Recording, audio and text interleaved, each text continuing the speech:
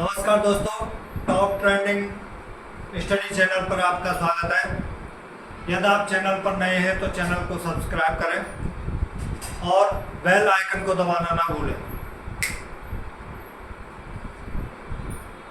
आज हम पॉलिटी का सेट नंबर 3 करेंगे। इससे पहले 2 सेट हो चुके हैं। पहले सेट में 50 क्वेश्चन थे और दूसरे सेट में टोटल 20 क्वेश्चन थे। पॉलिटी के टोटल 1000 क्वेश्चन कराने का टारगेट है। यदि आप रिवीजन करते हैं तो सबसे कम समय में सबसे अच्छा रिवीजन, इससे अच्छा कुछ नहीं हो सकता। शुरू करते हैं। जय महाकाल। क्वेश्चन नंबर 71, संविधान पांडुलेखन समिति का निम्न में से कौन सा सदस्य नहीं था? आप बोलोगे ये पांडुलेखन समिति कहां से आ गई सर? ऑप्शन है ए के अय्यर, जवाहरलाल नेहरू, मोहम्मद सादुल्लाह, के एम मुंशी। आंसर है जवाहरलाल नेहरू, नहीं थे। ठीक है, अब हम आपको बताते हैं पांडुलेखन समिति। यह संविधान सभा की सबसे महत्वपूर्ण समिति थी। इस समिति को सामान्यतः पांडुलिपि लेखन समिति या ड्राफ्टिंग कमेटी भी कहा जाता है। मैंने पढ़ाई थी ना आपको, ड्राफ्टिंग कमेटी वही है, उसी को पांडुलेखन समिति कहते हैं, जिसका गठन डॉक्टर भीमराव अंबेडकर की अध्यक्षता में किया गया था। 7 सदस्यों वाली, पूछ लेते हैं इस कमेटी में कितने टोटल सदस्य थे, तो 7। डॉक्टर भीमराव अंबेडकर के अलावा 6 थे। इस समिति का गठन 29 अगस्त 1947 को, डेट पूछी जाती है कब हुआ था, तो 29 अगस्त 1947 को सत्यनारायण सिन्हा के प्रस्ताव पर किया था और इसकी पहली बैठक 30 अगस्त 1947 को हुई थी। क्वेश्चन नंबर 72, भारत का संविधान लागू हुआ था, लगभग सभी को पता होगा लेकिन फिर भी, 15 अगस्त 1948, 26 नवंबर 1949, 26 जनवरी 1950, 26 जनवरी 1952। आंसर है 26 जनवरी 1950। कुछ पॉइंट बताता हूँ, इंपॉर्टेंट पॉइंट इससे संबंध है। भारत का संविधान 26 जनवरी 1950 को लागू हुआ, बताइए, अभी बता दिया। संविधान किसी भी देश का मूलभूत कानून होता है। भारत के संविधान के निर्माण में 2 साल 11 महीने और 18 दिन लगे। आया था पहले क्वेश्चन, मैंने बताया था। यह प्रक्रिया 9 दिसंबर 1946 को शुरू की गई थी और 26 नवंबर 1949 को समाप्त हुई। इस अवधि में 165 दिनों के 11 सत्र आयोजित किए गए। संविधान के कुछ प्रावधान 26 नवंबर 1949 को लागू हुए, जबकि इसका प्रमुख हिस्सा 26 जनवरी 1950 को लागू हुआ।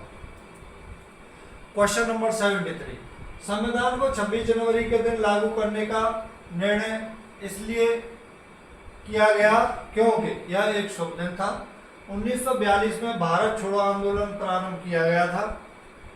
कांग्रेस ने इस तिथि को 1930 में स्वतंत्रता दिवस के रूप में मनाया था। इनमें से कोई नहीं।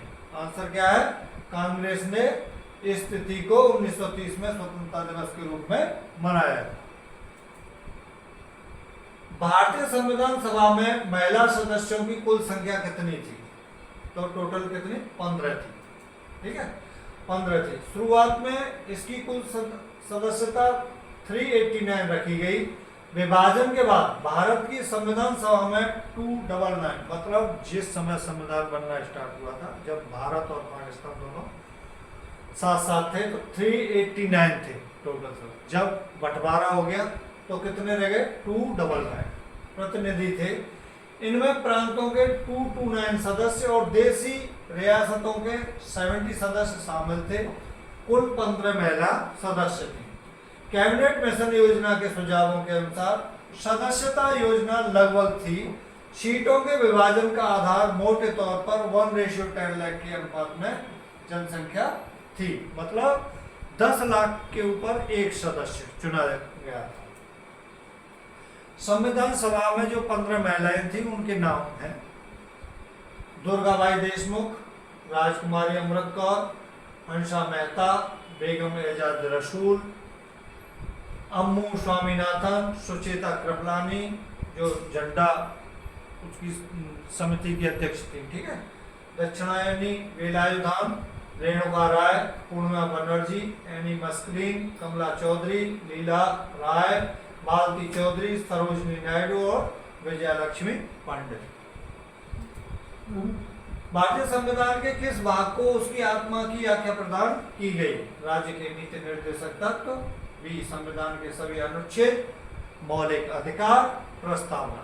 आंसर है प्रस्तावना। क्वेश्चन नंबर 76, संविधान निर्माताओं ने किस पर विशेष ध्यान दिया था? नीति निर्देशक तत्वों पर, प्रस्तावना पर, मौलिक अधिकार पर, मूल कर्तव्य पर। आंसर है प्रस्तावना पर। 77, भारत में जनप्रिय संप्रभुता है क्योंकि भारत के संविधान की प्रस्तावना शुरू होती है इन शब्दों से: लोक गणराज्य, लोकतंत्रवादी भारत, लोक प्रभुसत्ता, हम भारत के लोग। आंसर है हम भारत के लोग। जो प्रस्तावना थी वो ये थी, स्क्रीनशॉट ले लेना, पढ़ लेना, ठीक है। पूछ लेते प्रस्तावना में ये सब है कि नहीं। भारत को गणतंत्र क्यों कहा जाता है? इसकी विधानमंडलों की अधिकतम संख्या जनता द्वारा प्रत्यक्ष चुनी जाती है। यह राज्यों का एक संघ है। सी, भारतीय नागरिक मूलभूत अधिकारों का उपयोग करती है। डी, यहाँ राज्य का प्रमुख निर्धारित अवधि के लिए निर्वाचित होता है। आंसर क्या है? यहाँ राज्य का प्रमुख निर्धारित अवधि के लिए निर्वाचित होता है।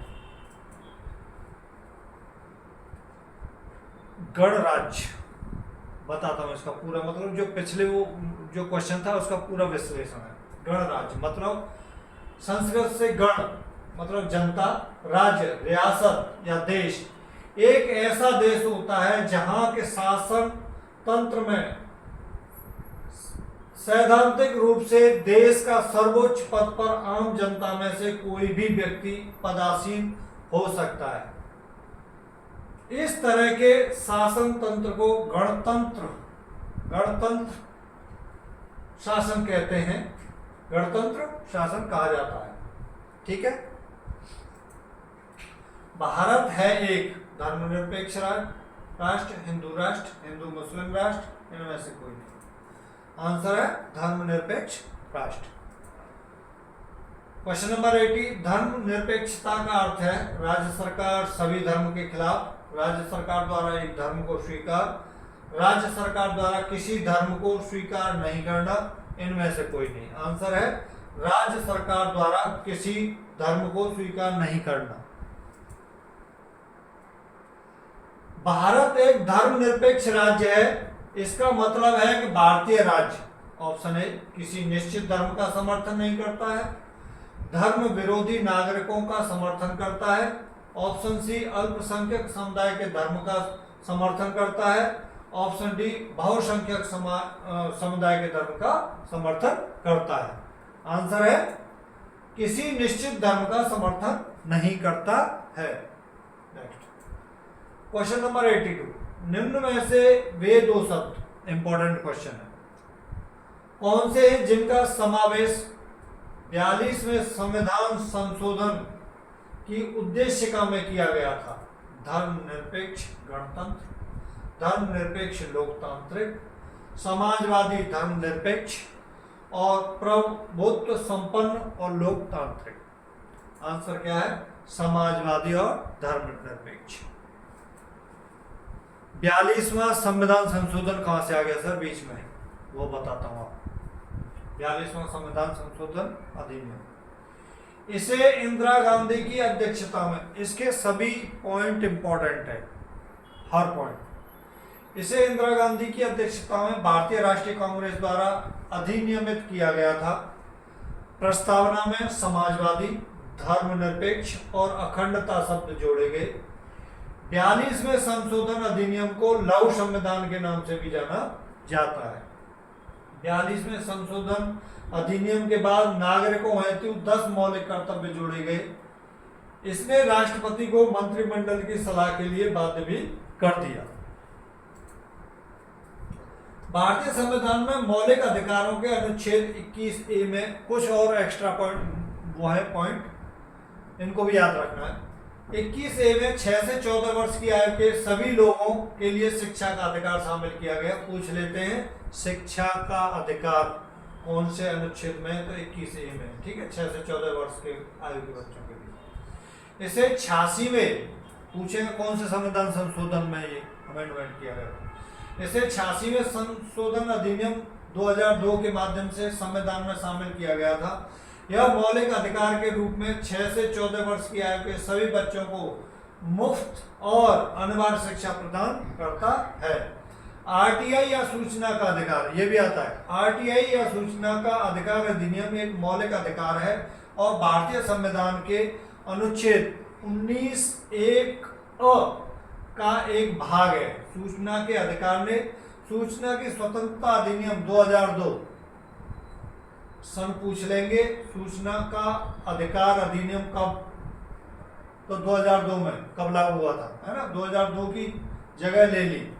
आरटीआई भारतीयों को विभिन्न परियोजनाओं में करदाता के पैसे से परियोजनाओं और खर्च के खातों में कुछ देरी पर सवाल उठाने में सक्षम बनाकर प्रणालीगत, समय बाधित और परेशानी मुक्त तरीके से सरकार के बारे में जानकारी प्राप्त करने में मदद करता है। क्वेश्चन नंबर 83, निम्न में से कौन सा शब्द भारत के संविधान के उद्देश्य का में नहीं है? लोक कल्याण, समाजवादी, प्रभुत्व संपन्न और पंथ निरपेक्ष। आंसर है लोक कल्याण। क्वेश्चन नंबर 84, कल्याणकारी राज्य का उद्देश्य है कमजोर वर्गों के कल्याण का प्रबंध करना, अधिकतम संख्या का अधिकतम कल्याण सुनिश्चित करना, सभी नागरिक को स्वास्थ्य सुविधाएं प्रदान करना और उपयुक्त में से कोई नहीं। आंसर है उपयुक्त में से कोई नहीं। अच्छा, तो क्या है कल्याणकारी राज्य का उद्देश्य, वो बताते हैं। यह एक सरकार की ऐसी अवधारणा है जिसमें राज्य नागरिकों के आर्थिक और सामाजिक कल्याण को बढ़ावा और संरक्षण देने में महत्वपूर्ण भूमिका निभाता है। एक कल्याणकारी राज्य अवसर की समानता तथा धन के उचित वितरण के सिद्धांतों पर आधारित होता है।